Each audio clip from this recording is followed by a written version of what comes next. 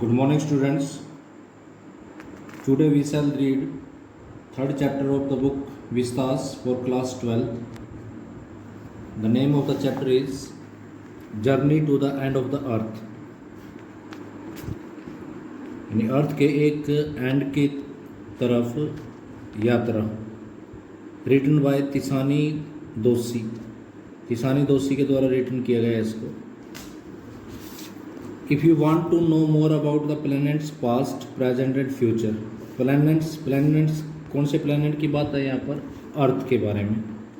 अगर आप अर्थ के पास्ट के बारे में, प्रेजेंट के बारे में और फ्यूचर के बारे में जानना चाहते हैं, the Antarctica is the place to go to.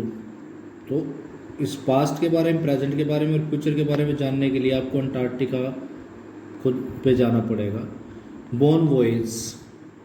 Bone voyage ने ऐसा बोला, early this year I found myself aboard a Russian research vessel. Aboard means होता है सवार होना. कि इस साल मैंने अपने आप को, ये आई जो है नारेटर के लिए यूज़ किया गया है, उसने पाया कि वो एक रशियन रिसर्च वेसल के ऊपर वो सवार होकर चली थी, मतलब उस पर यात्रा कर रही थी. एकेडमिक सोकल स्काई, उस रिसर्च वेसल्स का नाम एकेडमिक सोकल स्काई था.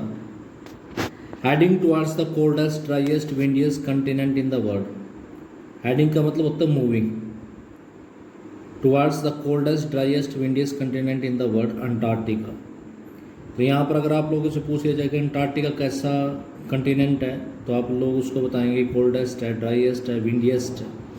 सबसे कोल्ड है, ड्राइएस्ट है, विंडियस्ट है. वहाँ पर हमेशा पवन चलती रहती है तेज. तो ये जो रशियन रिसर्च वेसल्स था, ये कहाँ पर जा रहा था? अंटार्कटिका जा रहा था. और अंटार्कटिका कैसा कंटिनेंट है? कोल्डेस्ट, ड्राइएस्ट और windiest. My journey began 13.09 degrees north of the equator in Madras.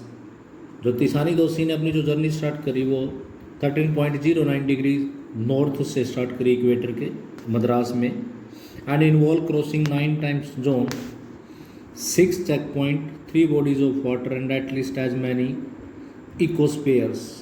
तब उसकी वो जो यात्रा थी उसमें 9 टाइम जोन्स, यानी जो ये इक्वेटर की जो लाइंस होती हैं, लैटिट्यूड और लॉन्गिट्यूड, उनके अंदर जो टाइम्स जोन डिस्ट्रीब्यूट होते हैं, उनमें से उसने 9 टाइम जोन्स को क्रॉस किया, 6 चेक पॉइंट को क्रॉस किया, 3 वाटर बॉडीज़ को, and at least as many check ecosphere. ये तो पता ही नहीं कि कितने इकोस्फीयर को पार करके वहाँ से गई. By the time I actually set foot on the Antarctic continent. जिस समय एक्चुअली मीन्स होता है रियली, सेट फुट मतलब प्लेस्ड, यानी जब मैं वहाँ पर पहुँचे अंटार्कटिक कंटिनेंट पे, I had been travelling over 100 hours in combination of a car, an aeroplane and a ship. तो उस समय मैं लगभग 100 ईयर्स की ट्रैवलिंग कर रही थी. 100 ईयर्स मतलब 100 आवर्स हो गए थे उसको ट्रैवलिंग करते हुए. और ये कम्बिनेशन था, कभी वो कार से ट्रैवलिंग कर रही थी, कभी एरोप्लेन से और कभी समुद्री जहाज़ से. So my first emotion on facing Antarctica's expensive white landscape. अब दोबारा फिर अंटार्कटिका के बारे में उसकी कैरेक्टरिस्टिक बता रहे हैं कि वो जो अंटार्कटिका एक्सपेंसिव वाइट लैंडस्केप है. एक्सपेंसिव का मतलब होता है बहुत ही वास्ट में फैला हुआ, वाइट स्नो से कवर्ड है, इसलिए white landscape. And uninterrupted blue origin was relieve. और वहाँ पर जो ब्लू ओरिजन हमारे को दिखाई देता है, जो स्काई दिखाई देता है, अनइंटरप्टेड है, अनस्टॉप्ड है. वहाँ पर किसी प्रकार की कोई बीच में रुकावट नहीं है, कोई ऑब्स्टेकल्स नहीं है. नीला आकाश आपको दिखाई देगा. Followed up with an immediate and profound wonder. और साथ में उसके तुरंत बाद, इमीडिएट मीन्स होता है इंस्टेंटली, प्रोफाउंड मीन्स होता है डीप वंडर भी है वहाँ पर, सरप्राइज भी है. क्या सरप्राइज है, क्या वंडर है? Wonder at its immensity means होता है ह्यूजनेस, काफ़ी ह्यूज है वो. इट्स आइसोलेशन मीन्स होता है lonely, but mainly at how there could ever have been a time. और साथ में उससे ज़्यादा वंडर की बात, सरप्राइज की बात क्या है कि कैसे ऐसा समय भी हो सकता है when India and Antarctica were part of the same land mass. की एक समय था जब इंडिया और अंटार्कटिका एक ही लैंड मास के पार्ट हुआ करते थे. 650 मिलियन ईयर्स अगो, ये इसकी जो हिस्ट्री बताई जाएगी अब कैसे। 650 million years ago,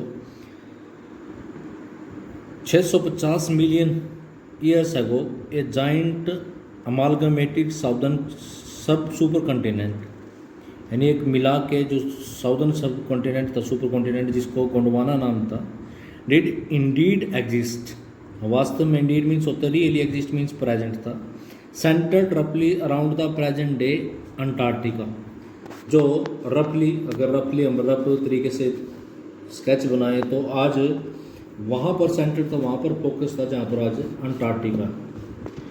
things were quite different than, उस समय बिल्कुल जो चीज़ें थी बिल्कुल डिफरेंट थी।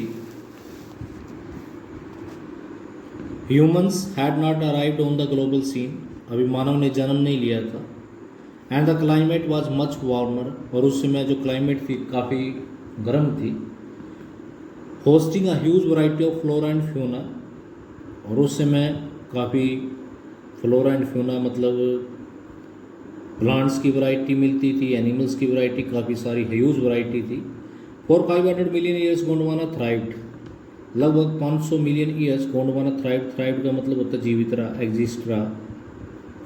But around the time when the dinosaurs were wiped out, लेकिन जिस समय डायनासोर वाइप्ड आउट हो गए, एक्सटिंक्ट हो गए, and the age of the mammals got underway, और मैमल्स की जो एज थी वो शुरुआत होगी, उसकी स्टार्टेड होगी।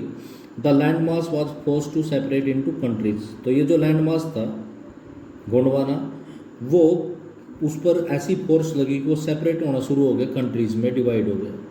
Shaping the globe much as we know it today, और ऐसा संसार बन गया, ऐसा ग्लोब बन गया जिसको आज हम जानते हैं।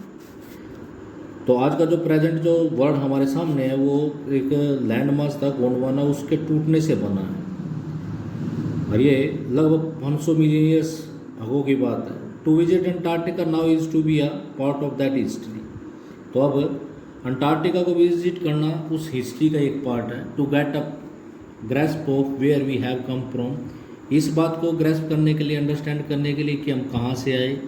And where we could possibly be heading, heading means होता है मूविंग, और हम संभवतः कहाँ जा रहे हैं।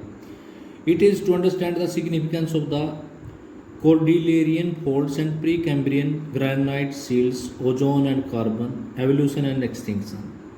यानी यहाँ पर आने का मेन मकसद क्या है कि यहाँ पर कोर्डिलियन जो फोल्ड्स हैं, जो माउंटेन्स की जो फोल्ड बनी हुई हैं, या कैम्ब्रियन ग्रेनाइट सील्स जो हैं, कवर्स जो हैं, ओजोन और कार्बन, एवोल्यूशन और एक्सटिंक्शन, इनको समझने के लिए यहाँ पर विजिट किया जाता है। When you think about all that can happen in a million years, जब आप ये सोचते हो कि लाखों साल पहले क्या हुआ, it can get pretty mind boggling, तो ये आपको थोड़ा सा माइंड बॉगलिंग लगेगा, आपको सिर चकराने वाला लगेगा। इंडिया पुशिंग नॉर्थवर्ड्स, कि इंडिया जो था वो नॉर्थवर्ड की तरफ पुश हो रहा है, जैमिंग अगेंस्ट एशिया, और फिर वो एशिया की तरफ जैम हो गया। टू बकल इट्स क्रस्ट, जिससे उसकी जो क्रस्ट थी वो बक्कल हो गई, मतलब सिकुड़ गई। एंड फॉर्म द हिमालयस, यानी जब ये गोंडवाना टूटा तो इंडिया जो था वो नॉर्थवर्ड की तरफ मूव हुआ, और एशिया में जाके, एशिया जो कॉन्टिनेंट था उसमें पुश हो गया, और वहाँ पर बक्कल हो गई उसकी क्रस्ट, और वहाँ से हिमालय का जन्म हुआ। South America drifting off to join North America, और जो साउथ अमेरिका था वो ड्रिफ्ट मूव करते हुए फ्लोट करने लगे और नॉर्थ अमेरिका के साथ ज्वाइन हो गया। Opening up the Drake passage to create a cold circumpolar current, और साथ में वहाँ पर उनके दोनों के बीच में एक पैसेज रह गया, ड्रेक पैसेज जिसको बोलते हैं, जिसकी वजह से वहाँ पर एक ठंडी पवन चलती है। Keeping Antarctica frozen desolate and at the bottom of the world, जिससे अंटार्कटिका बिल्कुल एकदम ठंडा सा लोनली प्लेस वर्ल्ड की बॉटम में रह गया नीचे। For a sun worshipping South Indian like myself, 2 weeks in a place where 90% of the total ice volumes are stored is a chilling prospect, not just for circulatory and metabolic functions but also for the imagination। यानी मेरे जैसे एक south Indian के लिए जो सन की पूजा करता है, यानी जो ऑथर है इसके तिसानी दोषी, वो एक सन को पूजने वाली है। तो वो कहते हैं कि यहाँ पर 2 दिन एक ऐसे प्लेस पे रहना जहाँ पर 90% अर्थ का टोटल आइस वॉल्यूम स्टोर है, वहाँ पर उसके लिए रहना एक चिलिंग प्रोस्पेक्ट था। चिलिंग प्रोस्पेक्ट का मतलब होता है एक एक्सपीरियंस, उसको कोल्ड कर देने वाला था। इस वजह से भी कोल्ड कर देना कि उसकी जो सर्कुलेटरी और मेटाबॉलिक फंक्शन, जो बॉडी फंक्शंस थे, वो ठंड जमा देने वाले हो गए। But also for the imagination, उसके माइंड पे भी उसका इम्पैक्ट पड़ा। It is like walking into a giant ping pong ball, and ये एक पिंग पोंग, विशाल जो पिंग पोंग है उसके ऊपर वॉकिंग करने की तरह है। Devoid of any human markers, जिसके ऊपर किसी प्रकार के ह्यूमन मार्कर्स ने, कोई साइन नहीं है। नो ट्रीज, मतलब वहाँ पर अब दोबारा फिर अंटार्कटिका के बारे में बता रहे हैं, करेक्टरिस्टिक्स है। No trees, billboards, buildings, ना कोई ट्री है, ना कोई बिल बोर्ड है, ना बिल्डिंग है। You lose all earthly sense of perspective and time here, यानी वहाँ पर जाके आपको ना तो कोई ये पता लगेगा इस धरती पर वास्तव में ह्यूमन बींग्स रहते हैं, ना ही आपको टाइम का कोई अंदाज़ा लगेगा वहाँ पर। The visual scales ranges from the microscopic to mighty midges and mites to blue whales and icebergs as big as countries। यानी अगर आप लोग वहाँ पर देखेंगे तो आपको माइक्रोस्कोपिक से लेकर छोटी से छोटी चीज़ भी दिखाई देगी और माइटी चीज़ भी देंगे, जैसे मिजीज एंड माइट्स छोटे छोटे से इंसेक्ट्स होते हैं। ब्लू वेल्स और आइसबर्ग्स भी दिखाई देंगी, हिमखंड दिखाई देंगे, इतने बड़े बड़े हिमखंड की जैसे कि कोई कंट्री हो। The largest recorded was the size of Belgium, यानी जो सबसे बड़े जो आइसबर्ग जो वहाँ पर जो देखी गई वो बेल्जियम जो कंट्री है उसकी साइज का है। Days go on and on and on in सरल 24 hours, austral summer light and a ubiquitous silence, interrupted only by the occasional avalanche or calvasing ice sheet consecrates the place। तो वहाँ पर ऐसे दिन बीतते गए 24 आवर्स, वहाँ पर ऑस्ट्रल समर जो लाइट थी वो भी बीत गए, यूबिक्विटस साइलेंस थी, बिल्कुल एकदम मन को डरा देने वाली साइलेंस। इंटरप्टेड ओनली, सिर्फ वो जो साइलेंस थी कब उसको इंटरप्ट, कब उसको बीच में तोड़ा जाता था, कभी ओकेजनल अवलांस हो जाते, माने बर्फ़ का जो गिरना होता है, फिसलना होता है, हिमस्खलन जिसको बोलते हैं, या इसको कैल्विसिंग आइस शीट भी बोलते हैं, उसकी वजह से वो खामोशी टूट गई थी। अदरवाइज वहाँ पर बिल्कुल शांत माहौल होता था। It is an immersion that will force you to place yourself in the context of the earth geological history. ये सिर्फ आपकी इमेजिनेशन होगी जो आपको फोर्स करेगी, आपके मन का एक्सपीरियंस होगा जो करना चाहते हैं आप, कि आप अर्थ की जियोलॉजिकल हिस्ट्री में अपने आप को प्लेस कर सकें। And for human the prognosis is not good, और ह्यूमन बीइंग के लिए जो यहाँ पर जो रहना वो ठीक नहीं है। That's all for today students, the remaining part will be discuss in the next video. Thank you, have a nice day.